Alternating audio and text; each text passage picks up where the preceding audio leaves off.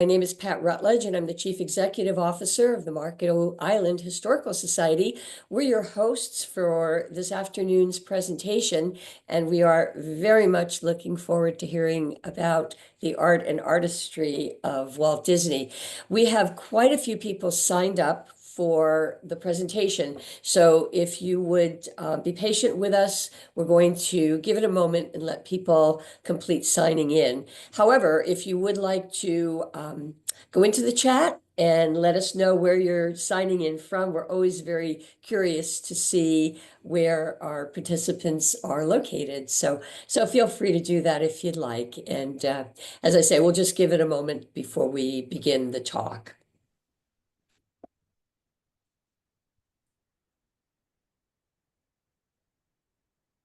We have someone signing in from Goodland, Florida.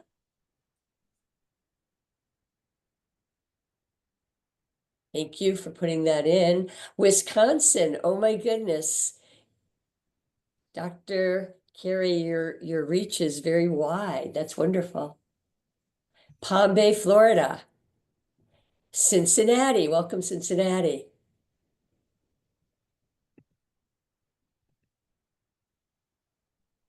Tennessee. Brazil, oh my goodness. Well, welcome.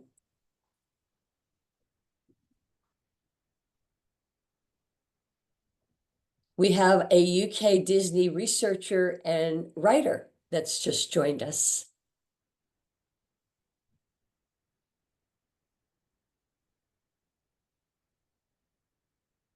All right, we are going to go ahead and begin on time, and we'd like to do that. So once again, my name is Pat Rutledge, and I will be coordinating the program for you this afternoon. And I would like to welcome and introduce our speaker, Dr. Keri Watson.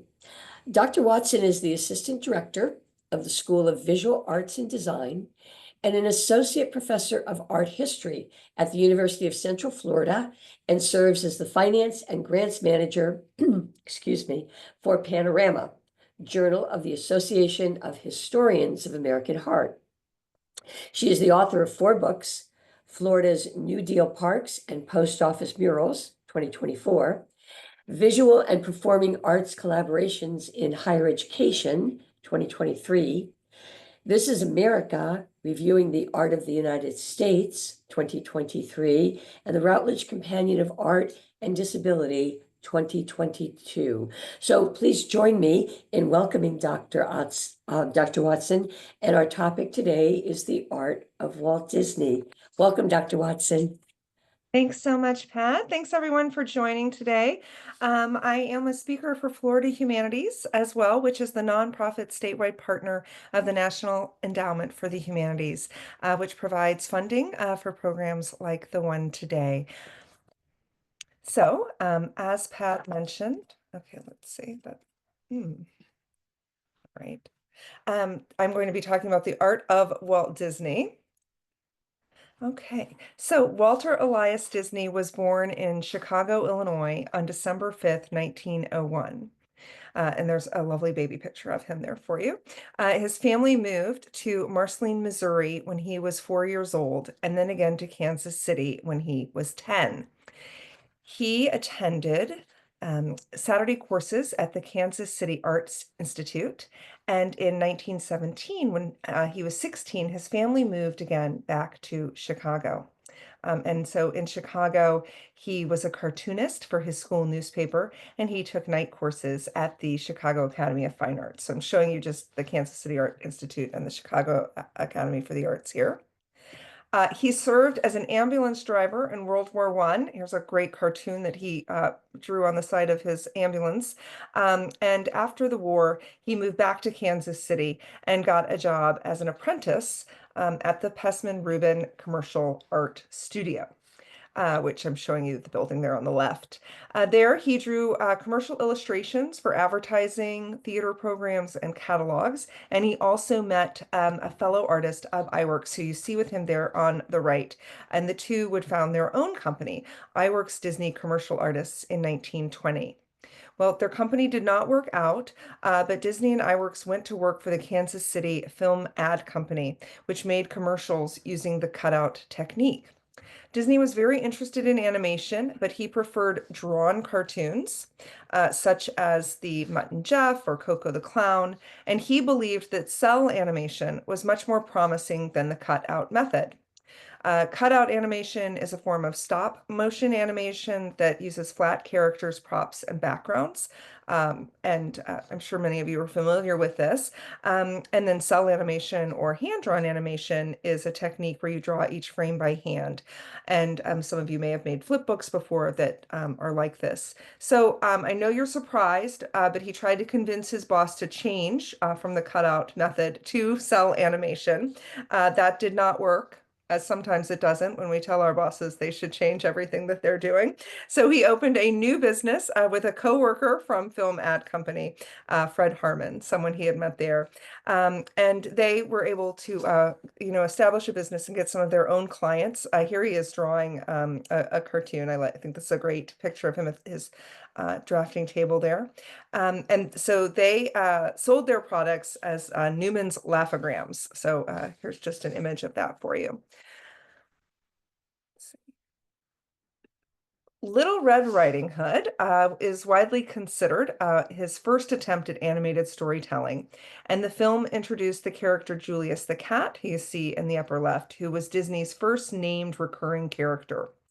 In May 1921, the success of the Laugh-O-Grams, like Little Red Riding Hood, one that you see here, led to the establishment of Laugh-O-Gram Studio. But these companies didn't make enough money.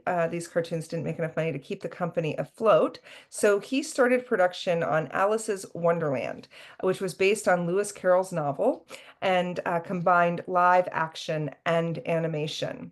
This was the first in a series of Alice comedies in which Alice, played by Virginia Davis, who you see there on the lower two images, she visits the Walt Disney Animation Studio during her visits with the animators, including Walt Disney, who you see there with her on the lower right. She jumps into the cartoon, as you can see on the lower left, and becomes one of the characters in the shorts. His efforts to sell Alice's Wonderland were initially unsuccessful until he found a distributor in New York City, Margaret J. Winkler, who had just lost the rights to both Out of the Inkwell and the Felix the Cat cartoons, and she was looking for a new series. So he signed a contract with her for 6 Alice comedies with an option for 2 future series of 6 episodes each. With that success, he was able to move to Hollywood in 1923. So at the time, New York City was the center of the cartoon industry, but Disney was attracted to Los Angeles because his brother Roy lived there. And Walt and Roy formed the Disney Brothers Cartoon Studio on October 16th, 1923. And this later became the Walt Disney Company, which we know of today. In July 1924, Disney hired again his old partner of iWorks. So you see the 3 men there together, and he convinced iWorks to move from Kansas City to Hollywood. With iWorks, Walt developed the character Mickey Mouse in 1928, and his first real success came with Plain Crazy, his first animation featuring Mickey Mouse. It was made as a silent film and given a test screening to a theater audience on May 15th, 1928, but it was not picked up by a distributor. Later so here's Plain Crazy, and then later that year he released his first sound cartoon, Steamboat Willie, which was a huge success. Because of that, then he re-released Plain Crazy as a sound cartoon in 1929. While he was working on the Mickey Mouse shorts, he also developed a series of 75 animated short films called Silly Symphonies. Unlike the Mickey Mouse shorts, the Silly Symphonies did not feature recurring characters. They were all kind of standalone short films. The first Silly Symphony was The Skeleton Dance, which debuted in 1929. It was produced and directed by Walt and animated by Ub. And in the film, 4 human skeletons dance and make music around a spooky graveyard, a modern example of a medieval European danse macabre. The silly symphonies are notable for their experimentation with processes, techniques, characters, and stories to further the art of animation. They also gave a relatively inexpensive way to try out new techniques and technologies, and this would be pretty crucial to Disney when he began making feature-length animated films. So some of the things that he experimented with in the Silly Symphonies included Technicolor filmmaking, creating true and believable characters, using special effects, and dramatic storytelling. So here on the left, we see an image from Flowers and Trees. This was not the first color cartoon. Iwerks Flip the Frog was the first. He left Disney in 1930 and made that film. He'll return again in 1940. So Iwerks and Walt Disney have this kind of off and on relationship throughout their careers. But the Flowers and Trees was the first to use Technicolor's new three-strip process. And Disney was very smart in this way because he signed an exclusive contract with Technicolor, which gave him the exclusive rights to the process through 1932 until 1935. So no one else could use Technicolor for animation while he had the exclusive contract. And this made Flowers and Trees a huge success. And within a year, the Technicolor Silly Symphony series had popularity and success that matched and actually surpassed that of the Mickey Mouse cartoons. This success only increased after Three Little Pigs was released in 1933. This became a box office sensation. The film was featured in movie theaters for several months. It featured the hit song that really became an anthem of the Great Depression, Who's Afraid of the Big Bad Wolf? And several silly symphonies, including Three Little Pigs, The Grasshopper and the Ants, The Tortoise and the Hare, The Country Cousin, The Old Mill, Wink Blink and Nod, and The Ugly Duckling are probably among the most notable films that were produced by Walt Disney in his lifetime. The Old Mill was directed by Wilfred Jackson and scored by Lee Harline and released by RKO Radio Pictures on November 5th, 1937 to movie theaters. The film shows the natural community of animals populating an old abandoned windmill in the country and how they deal with a severe summer thunderstorm that just nearly destroys their habitat. It incorporates the song One Day When We Were Young from Johann Strauss's operetta The Gypsy Baron. And like many of the later Silly Symphonies, the Old Mill was a testing ground for advanced animation techniques. This was the first time that Walt used the multiplane camera, where you could, as you can see, this is this is an example from the Disney Museum in San Francisco on the right, and then the diagram on the left showing you how it works so that you actually have this more realistic depiction of three-dimensionality. It makes the films more realistic. And here, just to give you a sense of how they would use the multiplane camera and show different effects on the windmill in the different seasons and atmospheric effects of weather. So in this sense, very similar to someone like Claude Monet, who's painting, wheat fields or water lilies at different times of the year to give a sense of this naturalism. So the three-dimensional rotation of these detailed objects, using timing, using sound effects, and all of this to also create an emotional response in the viewer. These lessons would be translated to feature-length films such as Snow White and the Seven Dwarfs, which was released a month later, as well as Pinocchio, Bambi, and Fantasia. So I'm going to talk a little bit about each of these. So here's just some images from Snow White for you. This was his first feature-length cel animated film, and the first, not just his, but the very first feature-length cel animated film. Based on the Grimm brothers' fairy tale Snow White, it premiered at the Carthay Circle Theater on December 21, 1937, and then a national release February 4th of 1938.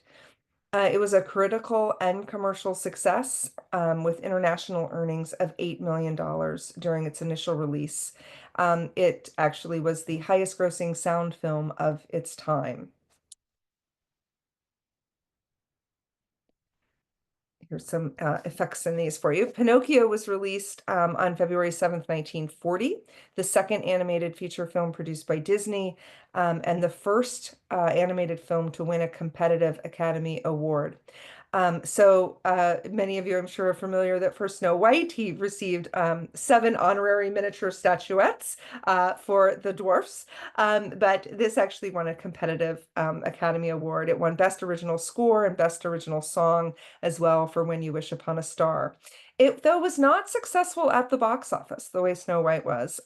Still, it was a groundbreaking achievement in the area of effects animation, giving realistic movements to vehicles, machinery, and natural elements, such as you see here, waves, light, fire, smoke, shadows, and water. Let's see. Okay. Fantasia was the third Disney animated feature film. It features 8 animated segments set to classical music, conducted and performed by the Philadelphia Orchestra. So we can think of these as almost an extended silly symphony of putting kind of 8 of these together. Deems Taylor is the master of ceremonies. You can see him there in the lower right, and he provided a live action introduction to each of the animated segments. It opens with a live action scene of members of the orchestra gathering against this blue background and tuning their instruments. So just as if you were at the symphony and this is what would happen, people would come out, right, and tune their instruments in half light and half shadow, kind of before the house lights go down and the symphony would begin. He enters, introduces the program that Taylor does, and which includes 8 pieces of animated music. Let's see here. Toccata and Fugue in D minor by Bach was illustrated, animated with abstract and experimental sequences. These are some of the concept arts that you see here, where animated lines, shapes, and cloud formations reflect the sound and rhythms of the music. The images on the lower, the last 3 there, really are so very similar to paintings by Georgia O'Keeffe and Dove of the early 20th century of kind of American abstraction. So if we look through Disney's corpus and even in Fantasia, you'll see that each segment not only has different music, but a different style that is accompanying it. So the Nutcracker Suite with the ballet is illustrated this way, animated with flowers coming to life with fairies, fish, flowers, mushrooms, and leaves. When you see some of this concept drawing, then went into the collection of the Museum of Modern Art. Let's see. The Sorcerer's Apprentice. So putting Mickey into kind of the notion of a silly symphony. This was from a poem by Goethe, and Mickey Mouse plays the young apprentice who attempts to take on some of his master's magic tricks, but of course he doesn't know how to control them. So, he doesn't want to mop the floor, so he writes a spell to get the mops to do this for him, and there is a deluge ensues as it's all out of control. Rite of Spring was by music by Stravinsky, and here he provided a virtual history of the Earth's beginnings set to the ballet score. The sequence progresses from the planet's formation to its first living creatures, followed by the reign and extinction of the dinosaurs. And he was really looking to the contemporary notions of how, from the fossil record, one would animate or illustrate, draw what these dinosaurs might have actually looked like. So that was some groundbreaking work as well. For the intermission, this was called Meet the Soundtrack. And the orchestra musicians leave the stage, and the Fantasia title card is revealed. So we can see the music coming to life. There's then a jazz session, and it's all stylized by this soundtrack character who starts out as a white line, and as different music is played, takes on different shapes and movements and colors as each is played. And Disney was very interested in synesthesia and the notion of seeing and hearing the different senses, as if you could taste a color, right, or smell a sound. And when he first put together the notion of Fantasia, he wanted it to be in a theater where there would actually be wind effects and movement equipment and the type of things that now we take for granted when you go to an amusement park and we have rides that are like that, right? But this was really quite avant-garde at the time.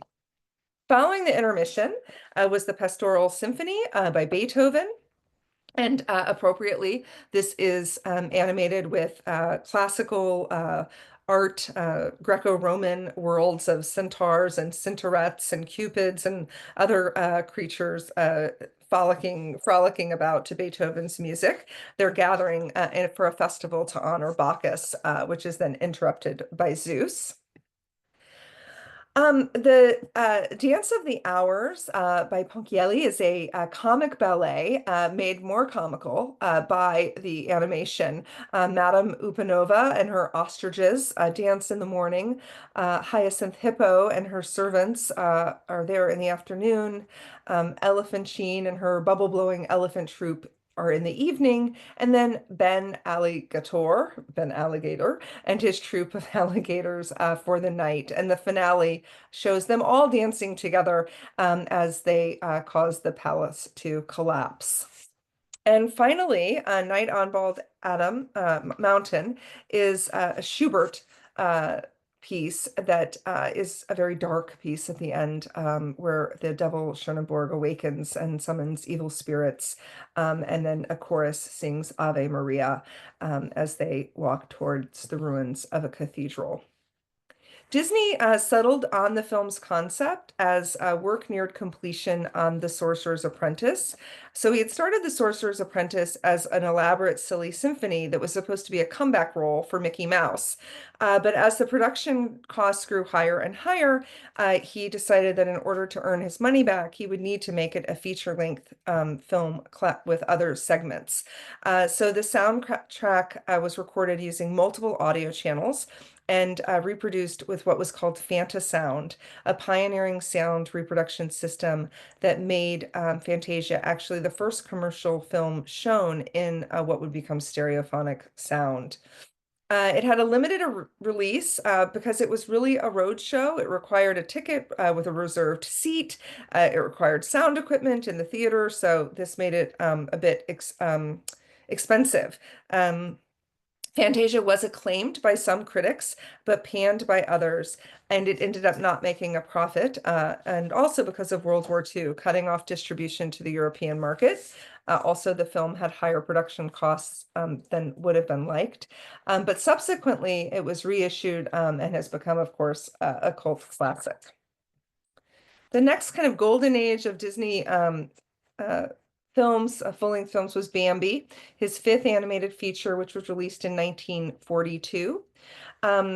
This was directed by David Hand and based on an Austrian book about Bambi, A Life in the Woods. And one of the things that Disney did was he changed Bambi's species to a white-tailed deer. It had originally been a roe deer, but those are not native to North America, and it is set, the film is set in the United States. So he changed the deer to one that would be more identifiable to his primary audience. And this film received 3 Academy Award nominations: Best Sound, Best Song, and Best Original Music Score. So again, to create these films, he used several techniques, including, again, the multiplane camera and also rotoscoping. See, so there's our multiplane camera. So let me go back. So rotoscoping is an animation technique in which animators trace over live action motion picture footage, frame by frame, to capture realistic action. In the case of, say, Snow White and the Seven Dwarfs, there were actors, people who played the roles of, say, the Seven Dwarfs dancing in their cottage with Snow White. They would film that, and then they were drawn to create realistic movements, human-like movements for the characters in the film. It would also, by doing this, they could better put the pieces together of the film. It would help in editing as well. And again, the multiplane camera, the first one used 4 layers of flat artwork that were filmed before the horizontal camera. And this was actually invented by Ub Iwerks in 1933. This allowed painted backgrounds to be filmed separately and become more realistic. And so we really see that in Disney's animated films, a move toward realism. What will become known as the West Coast style of animation, in contrast to the East Coast style, which didn't emphasize realism and had more gags and often sometimes more adult humor. Okay, so by the early 1930s, the Disney studio was receiving acclaim not only from the general public for its movies, but also within the world of fine art. Disney artwork was exhibited at the Philadelphia Art Alliance in 1932, at the Art Institute of Chicago in 1933, in the Museum of Modern Art in 1938, and at the Los Angeles Museum of Contemporary Art in 1940. In November 1931, Diego Rivera, the famed Mexican muralist, was readying for a one-man show at the Museum of Modern Art when he wrote an essay titled Mickey Mouse and American Art that was published in Contact, which was a journal. And in his article, he said that Mickey would be seen as one of the genuine heroes of American art for the first half of the 20th century. Um, Disney is really his work is capturing the attention of people in the fine art world. And in 1939, he began selling limited edition cells from the films in commercial art galleries, including the Cavassier Gallery in Southern California. At the time, most studios considered cells disposable. You could think of these as almost like the transparencies for overhead projectors. They would be washed and reused over and over again.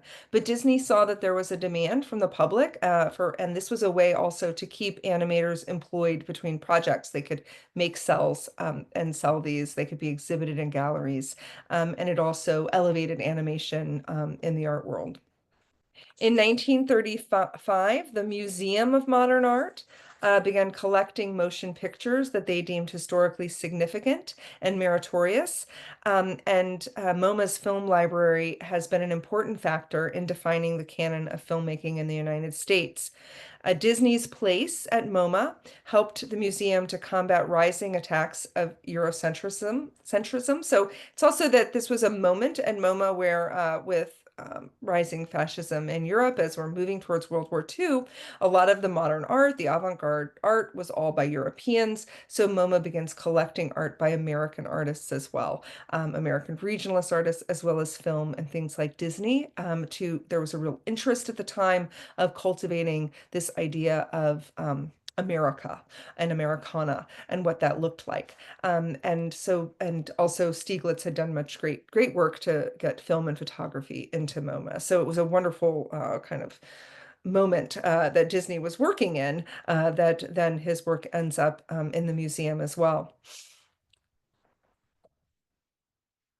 In 1945, Disney collaborates with Salvador Dali, one of the most famous artists of the time, the surrealist, who was very flamboyant, did costume design, set design, paintings, and was really kind of an impresario, a very huge personality, which Disney was as well. So we can see how these two men may have gotten on with one another. Here they are in a boat by Dali's home in the Mediterranean. They partnered on a short film, Destino.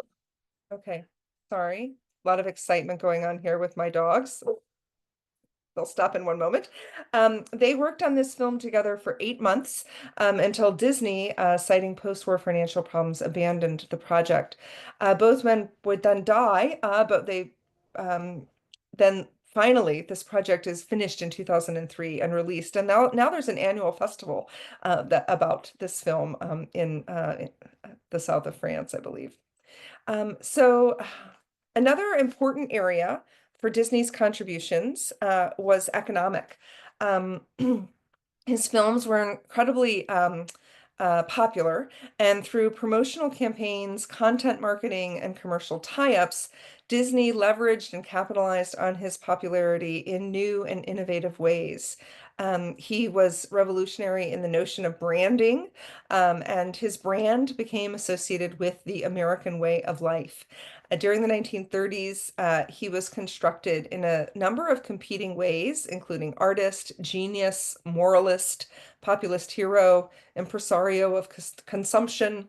And a great example of the latter is the establishment of the first Mickey Mouse Club in 1930.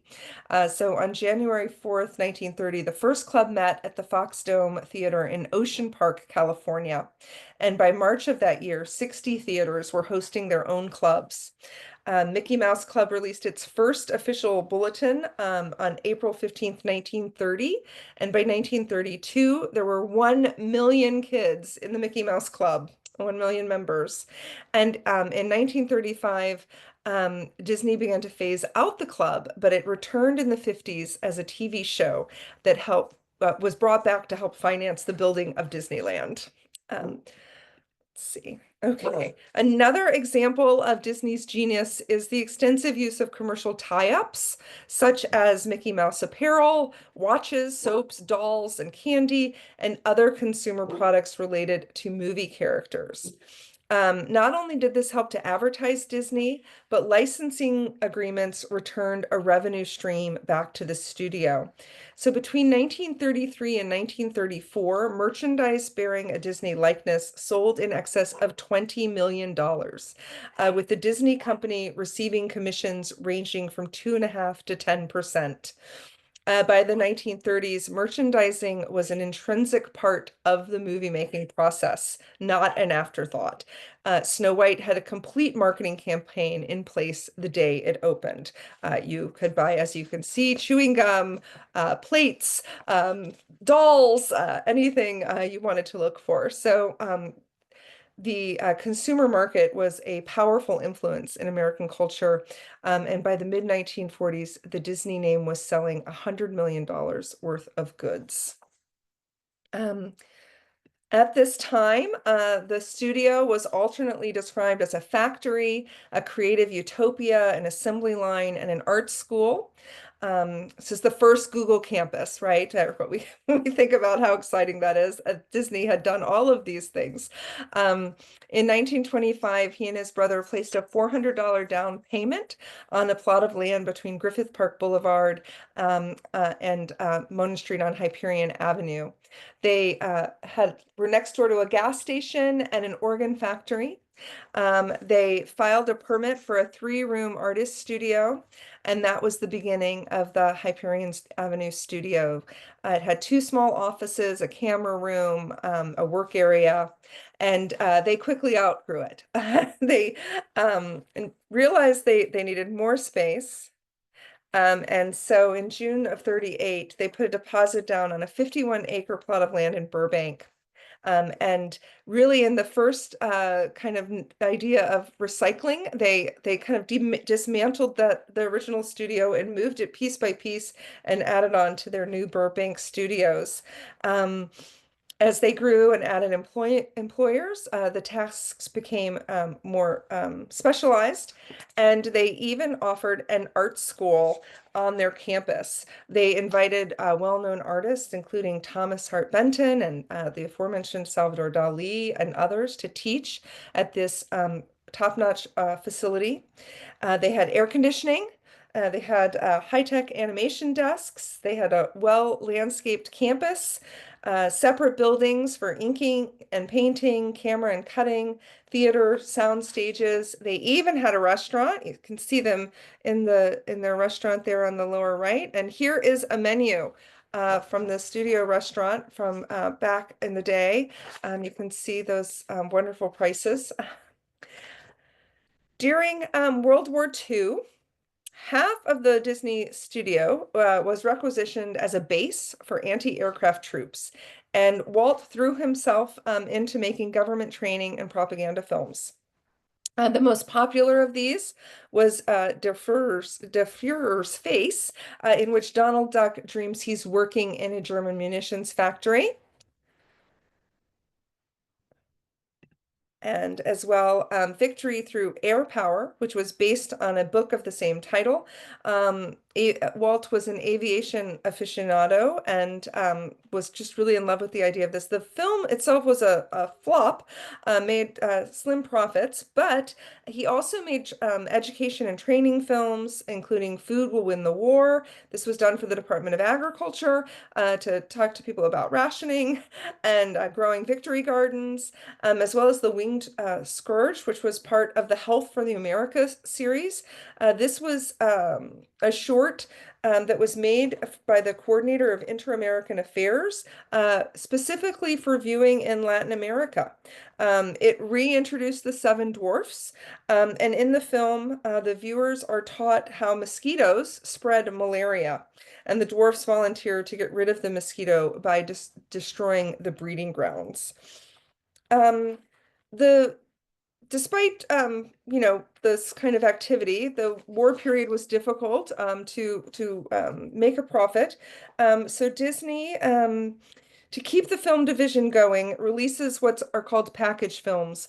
This would be where you would put a few together, loosely connected, didn't really have to be connected at all by the story, put the segments together and package them as a single kind of thing you would put together. So here we have some examples of these, often also some of them for the Latin American market, really thinking hemispherically during World War II, right?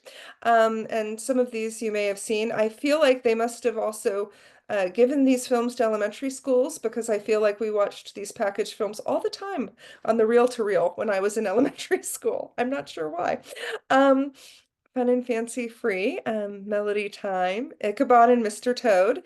So not related, right? Mr. Toad is a story in England. Ichabod Crane, of course, our wonderful Hudson Valley character, but told and sung by Bing Crosby. Everybody loves him.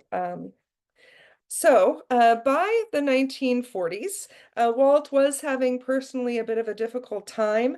He was drinking and smoking more. Some started calling him, he gets the nickname the Wounded Bear at this time.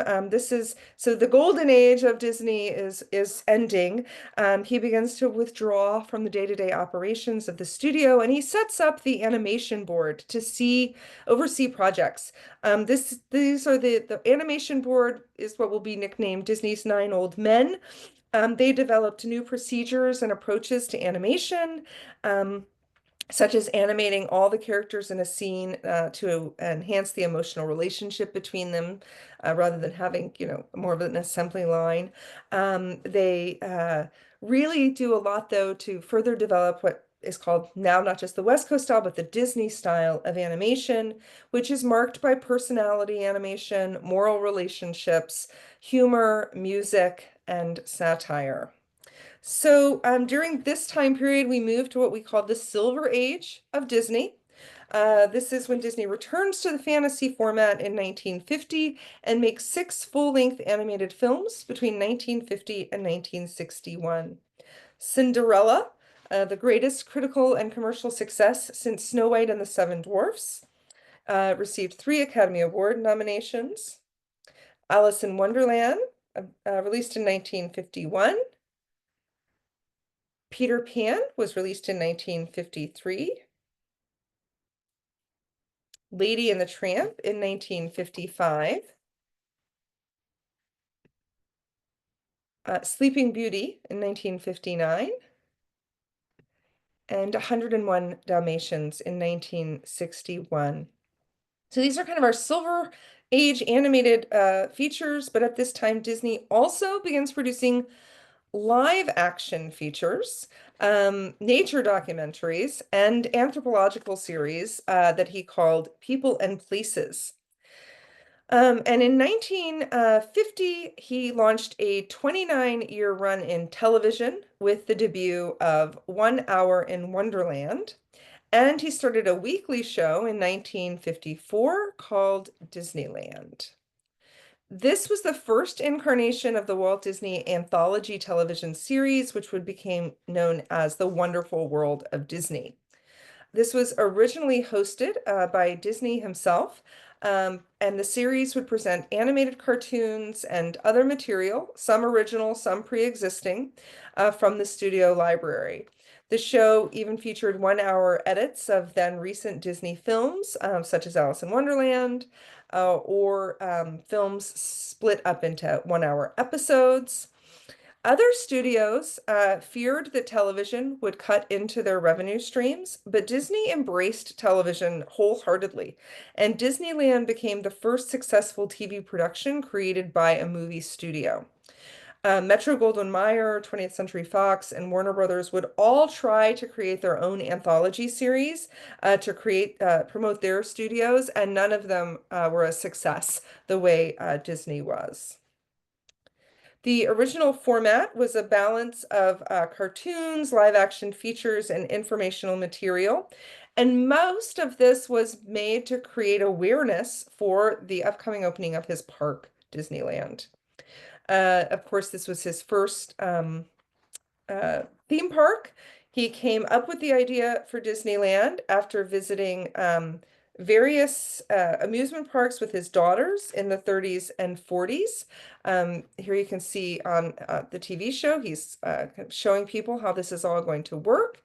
And he also says he was influenced by his father's memories of working at the 1893 Columbian Exposition in Chicago, and also visiting the Chicago Railroad Fair. The Chicago World Fair in 1893 featured the first Midway, which was an amusement park kind of side with rides and exhibits. And the Ferris wheel was introduced here as well. Sometimes there would be a Wild West show. Many of the things that had a passenger train that encircled the fairgrounds, things that he would adapt and put into Disney World. He first thought of this as, oh, and these are some of the parks that he took his daughters to as well. He first thought that this tourist attraction would be at the Burbank Studios, but he realized that this was far too small for what he wanted to do. So he bought up 160 acres in Anaheim. And construction began in 1954, and the park was unveiled during a special television press event on ABC on July 17th, 1955. The earliest documented draft of Disney's plans was sent as a memo to studio production designer Dick Kelsey on August 31st, 1948, and in this he called it Mickey Mouse Park.